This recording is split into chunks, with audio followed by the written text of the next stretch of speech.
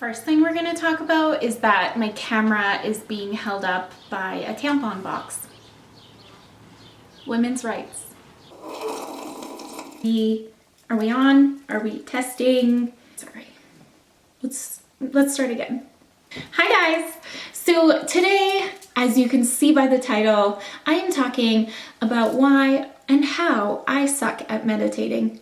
This is going to be a little bit of a story time, kind of my experience, and why I think sucking at meditating is okay. Now, anyone who knows me or watches previous videos, you know I struggle with mental illness, anxiety, panic disorder. If you don't know this, I will link the videos down below, all about my journey, how I cope, all of these things. For everyone else who already knows this, basically about a year ago, I kind of got into the world of spirituality. Now, for anyone who really gets into that world, meditation is something that comes up very often. It is talked about a lot because the healing benefits and the mental rest and clarity it can give you is absolutely profound. Now, when I started learning about meditation, I started thinking about my brain and how anxiety works is that you have about 4,000 thoughts every 30 seconds. So the idea of sitting with these thoughts made me want to not do it in a gentle way. In a gentle way, I just was like, this isn't for me. No. As I got further into spirituality and the books that I read and the podcasts that I listen to, it became evident that meditation was something I wanted to try because I felt like I needed more connection with a higher power, with God, and I believed that a lot of the things that I was searching for, a lot of the answers that I felt like I needed were going to come from meditation and getting quiet, which has been true. So I've been meditating for about a year now. If I'm being my most self-aware self, I would like to do it more often than I do, but it's still a very intimidating practice for me. And I'm hoping that this video kind of relates to everyone else who feels like it can be kind of intimidating. So I'm going to share with you what happened the last time I sat down to meditate, which was about 2 days ago, because I think it's important. So let's be clear that I have done a lot of research on meditation and I've been meditating for a year, and this is what my meditation looked like 2 days ago. 2 days ago, everyone. You can see I'm in a different environment once again. My life has changed. We're not even going to get into it, but again, I'm going through deep, profound changes, uncomfortability in my life. And so when I got to my new surroundings, the first thing I thought to do was to meditate because I was extremely, extremely overwhelmed. So it's a beautiful day outside, okay? I'm gonna set this for you. Sun is shining. It's like 2 in the afternoon. I've slept in. I'm feeling good. I did yoga. I'm stretched out. I'm relaxed, okay? This is where I'm at. I'm like, now it's time. I just need to sit down and get connected, okay? So I sit down. I get comfortable. I'm like doing my deep breathing, which I usually do at the beginning of my meditations, getting all the air in me, all the negativity out of me. I'm deep breathing. And then my mind's like, you need to get groceries. Groceries is probably important. What are you gonna eat for dinner? Are you getting enough protein in your day? You gave up meat. Do you think that was the best decision? Are you getting enough minerals? You stopped taking vitamins. That's probably not a good idea because you don't eat meat, and so you probably need those. What if something's going wrong in your body? Do you think something's going wrong in your body? Do you think I'm lacking? Do you think I'm iron deficient? Could I be iron deficient? What happens to people who are iron deficient? Okay, Gabby, focus. So I'm like deep breathing again. I'm like, hey, you got this, Gabby. My hands, the first sign that I'm sinking into it is my hands go tingly. I don't know if this happens to anyone else, but it's like my favorite feeling. My hands start to go tingly and I'm like, okay, you're relaxing into it. And then all of a sudden I'm like, Gabby, what are you doing with your life? What is your plan? Where are you going to be in 3 months? Why does your circumstances keep changing? Are you okay to move again? How are you doing? Why are you doing this? Are you a failure in life? Do you think you're a failure in life? I can tell you that this process went on for about 10 straight minutes. My mind going absolutely insane, and then me being like, breathe, Gabby. Just breathe, deep breathe. You're okay. You are love. You are centered in love. All you can see is love. What am I going to have for dinner? This went on for 10 minutes until I opened my eyes and I just sat there and I was like,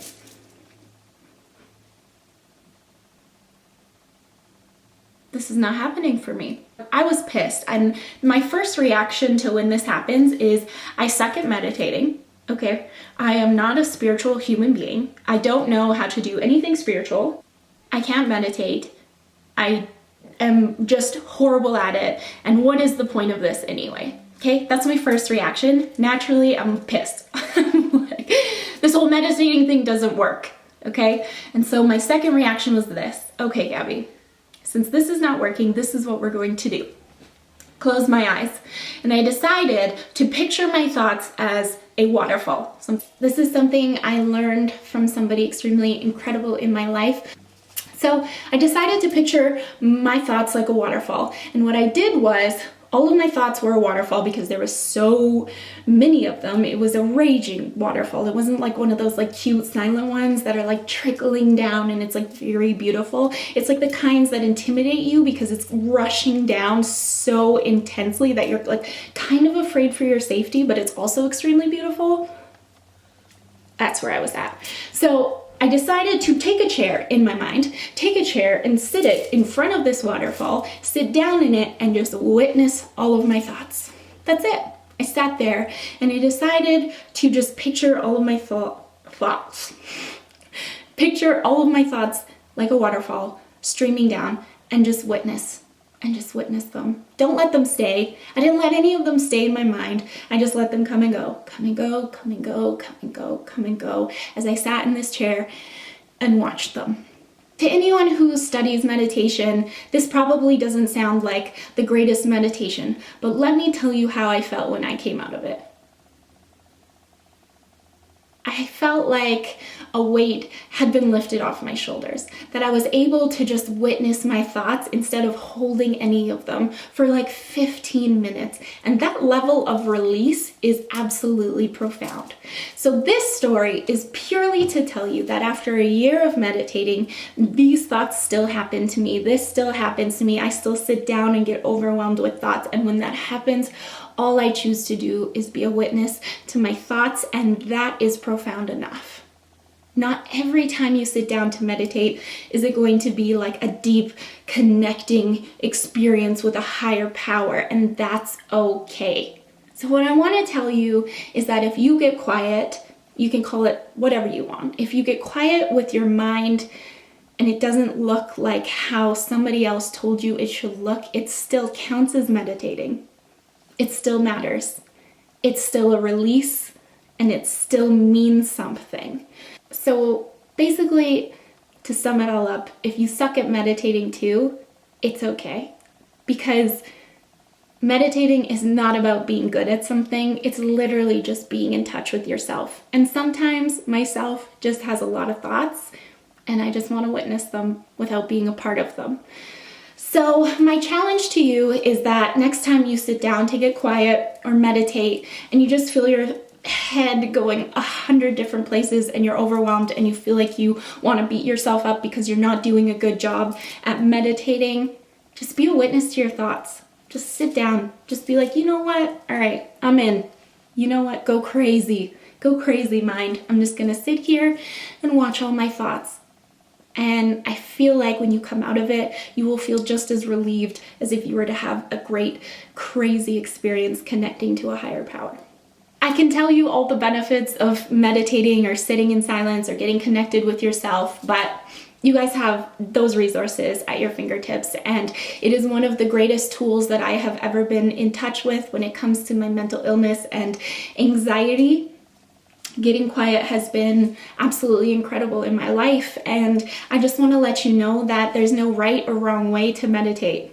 Sit there, be a witness to your thoughts, or have profound moments with God. Either way, it's going to change your life. So if you suck at it, do it anyway, even though there's no real way to suck at meditating. Love you guys very much. I hope you enjoyed this video. Please share down below your experiences with meditating or getting quiet or getting in touch with yourself. And if you've been discouraged, let's just try and encourage everyone to still do it anyway. There's no right or wrong way to do it. Meditating is all accepting, all encompassing. It's a wonderful practice. You don't have to be good at anything. I love you guys very much. I will see you in my next video. That's it. Okay, bye. Love you.